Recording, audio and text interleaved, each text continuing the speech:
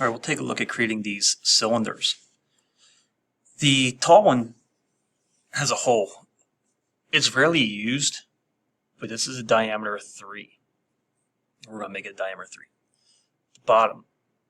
This is an outside driven dimension because it would fit in between 4 pins. So the same process that we looked at for the 2 pins wide, 2 pins long, we have to create that geometry to drive that outside diameter. A lot of times these are transparent, so it has a custom color change for transparency. We can create one and then create the other. We have to add the hole. If the hole is not used, honestly, why put it in there? But we will look at creating both of these. So let's start with a new part here. And being that it is a single pin, we have a diameter on the outside of being 8. Starting with the thin one,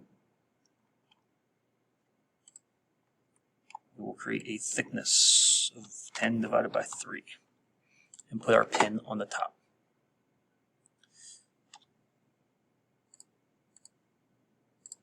Which is a diameter 5, and it is 1.5 millimeters tall. To start on the bottom, if we shell this, we will get a diameter of 5.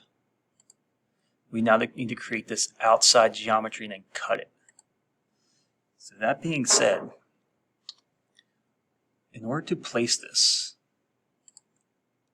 I would use a center rectangle and set a distance of 8 and 8. Now when I use one of these corners, I will set a diameter of 5, and when I drive this outside diameter, I'm going to cut this outer ring off, or in. I'm going to cut this. I'm going to cut it 1.5. I'm going to cut it 1.5 millimeters. It's a negative. So I have created that single thin cylinder. If I want the tall one, our only change is to change the overall height. And I want to create a hole that goes through that is a diameter of 3.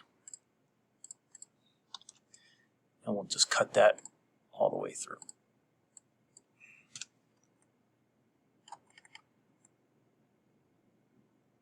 Okay, so there you have it. Single pin cylinders.